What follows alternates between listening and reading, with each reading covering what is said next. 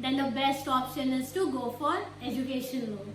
Hello everyone, welcome to my channel. I'm Vartika and today I'm going to talk about education loan, in which I'll be covering the complete process of education loan along with other important things like क्या क्या eligibility criteria है, who can get this loan, what courses are eligible for this loan, कि जो course आप select किए हो अपने लिए क्या उसके लिए बैंक आपको लोन प्रोवाइड करेगा या नहीं करेगा, what are the documents required which you need to arrange beforehand, and then once your loan gets approved what are the repayment option given by the bank, and last में मैं आपको कुछ bank भी बताऊंगी जो कि बेसिकली एजुकेशन लोन प्रोवाइड करते हैं, that too at a lower interest.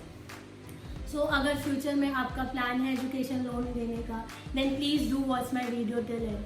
सो जो सबसे इम्पोर्टेंट चीज़ आती है एजुकेशन लोन लेने में वो है सबसे पहले तो आप ये जानिए कि whether you are eligible for this loan और नॉट. क्या आप एलिजिबल हो इस लोन के लिए? तो इसके लिए you need to know the eligibility criteria of education loan. तो इसमें जो फर्स्ट एंड फॉरमोस्ट आता है दैट इज़ योर नेशनैलिटी, कि अगर आप इंडिया से लोन ले रहे हो then the applicant should be an Indian citizen. Next comes your age criteria, कि जो भी एप्लीकेंट है या स्टूडेंट है he should be 18 to 35 years of age होना चाहिए.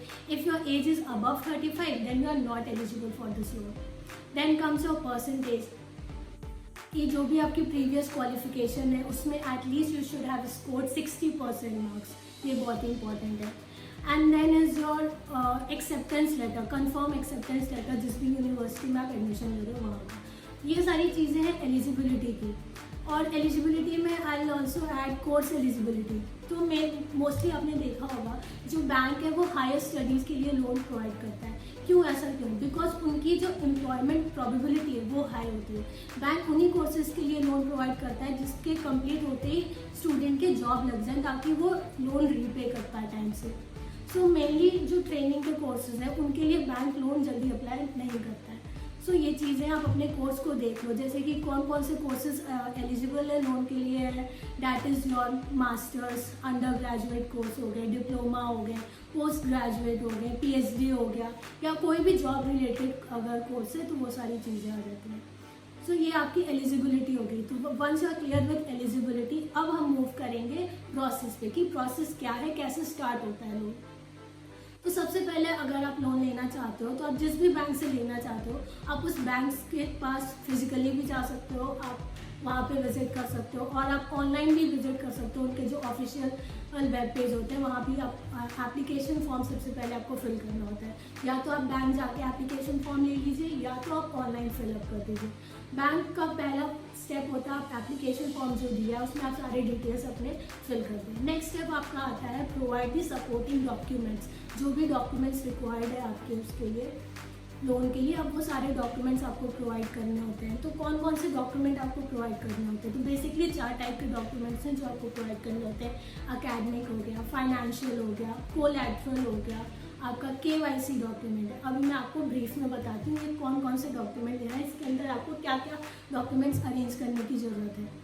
सो the first one is your academic document, जिसके लिए you need your admission letter जो कि कंफर्म भी हो सकता है और कंडीशनल कोई भी चलेगा. आपके पास एक होना चाहिए एडमिशन लेटर.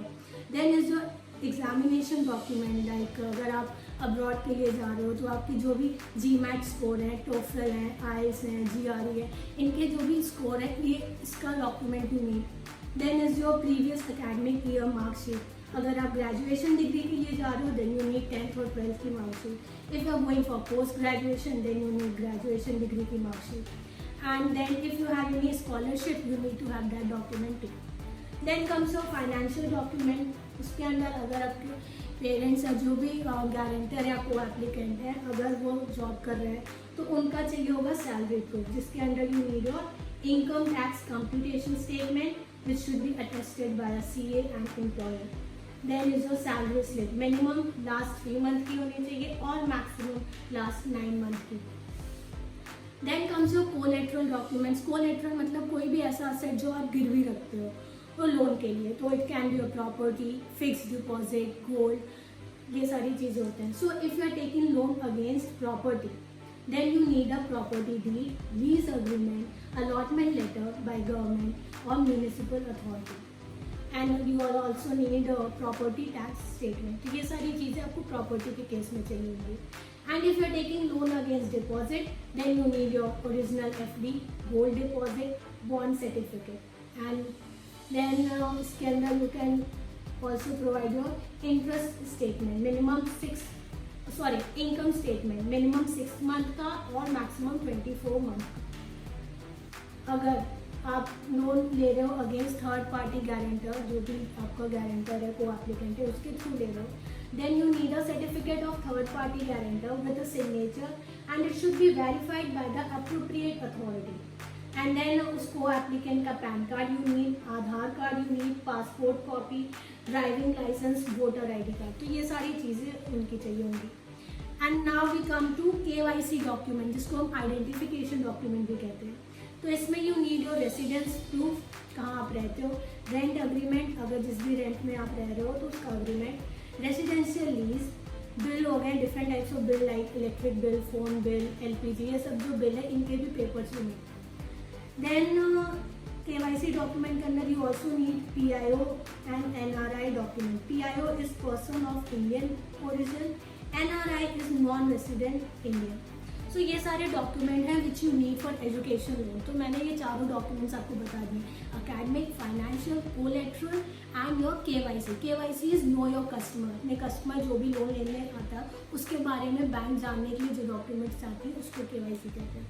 एंड देन जैसे ही आपका ये सारे डॉक्यूमेंट्स आप सबमिट कर देते हो बैंक के पास, नेक्स्ट स्टेप आपका आता है verification of your details and document submitted. तो जो भी आपने डिटेल दी है फॉर्म में और डॉक्यूमेंट सबमिट किए हैं वो सारे चीज़ें बैंक वेरीफाई करता है।